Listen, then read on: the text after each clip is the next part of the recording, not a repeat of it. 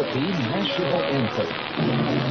Bayang mag-ibig, kaya't ang silangawan, alag ng puso, sabi ko'y buhay.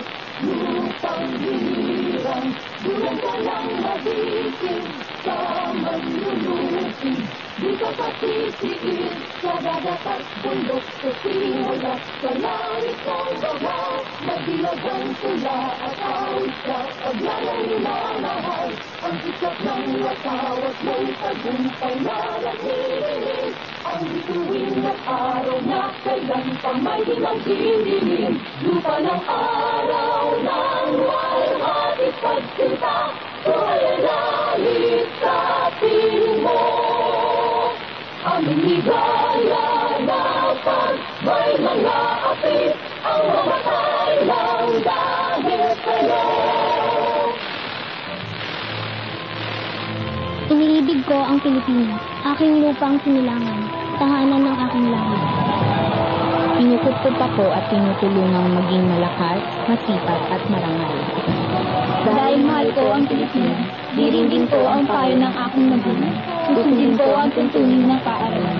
Tutuparin ko ang tungkulin ng mamamayang makabayan, naglilingkod, nag-aaral at nagdarasal ng buong katapat. Iaalay ko ang aking buhay, pangarap at pagsisigap sa bansang Pilipinas.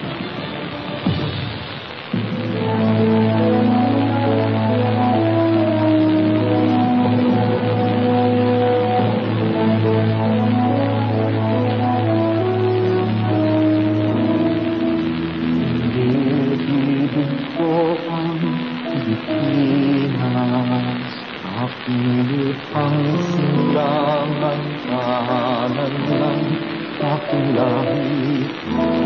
Tinutupot ako, tinutulungan maging malakas, masipag at marangal.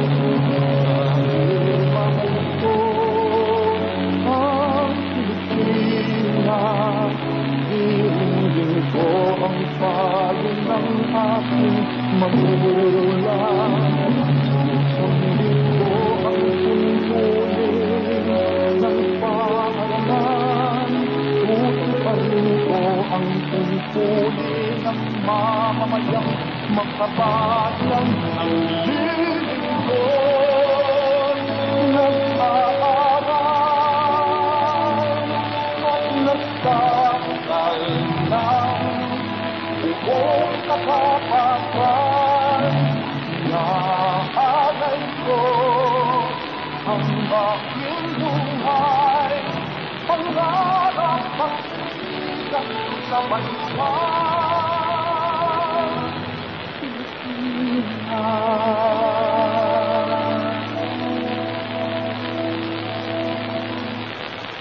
Headlines ngayon, sports news, magazine, celebrity, entertainment, interviews, music, and more. All in one. All in one. Dadalhin sa inyo ng mas kinaganda, mas komprehensibo, mas malaman. Radyo Pilipinas 2, 918 AM. One team tayo. Lahat magkakakampi. Tayo ay iisang matatag na republika na iisa ang araw na to. Tomorrow, ako, eto na nga po ang hinihintay ng marami, especially ng mga Barangay Ginebra fans. Game number 6 ng PBA Governors Cup. Bukas po yan, Wednesday. At syempre, nagpapatuloy ang NBA playoffs. Game, ano bang mga maglalaban-laban bukas? Hindi ko na makikita. But I think there are 3-4 games yata nakascheduled tomorrow in the NBA playoffs first round action. So, magbabalik po tayo bukas 7 o'clock dito pa rin sa Radyo Pilipinas 2. Hanggang bukas mong muli, ako po si John Mogol. Good evening sa inyo lahat.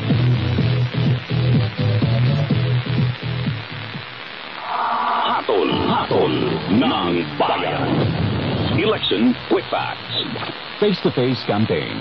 Ang in-person campaign ngayong may pandemya ay pinapayagan, pero ang mga rules ay naiba mula sa nakagisnang estilo ng pangangampanya. Bawal na ang pumasok sa bahay ng mga botante kahit ito ay may pahintulot. Hindi na pwede ang mga umpukan o crowding. Ang pagyakap, paghalik o kahit pagbeso at pagkamay ay hindi na rin pinapayagan. Ang pagpicture o selfie ay uubra kung ito ay susunod sa social distancing.